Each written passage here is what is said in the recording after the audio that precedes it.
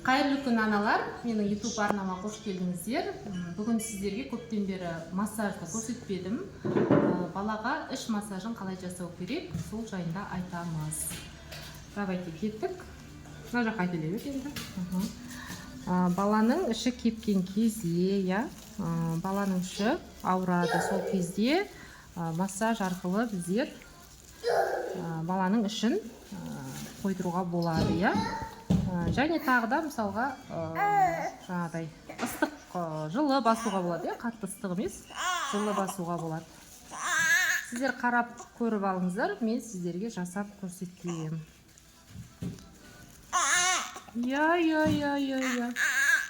Бүгін бізде ару нағыз ұйқысы келіп тұр.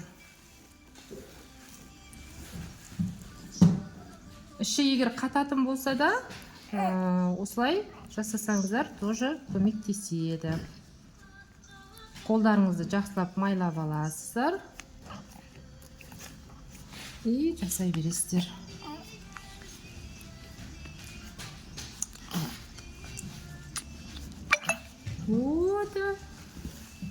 Бір ескерте кететін жайт, мына жерде диафрагма бар,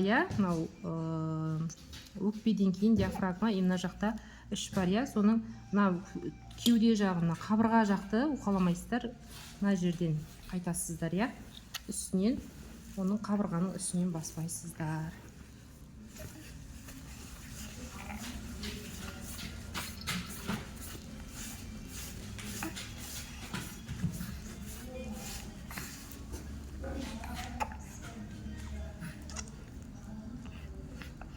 Және нүктелерді басамыз.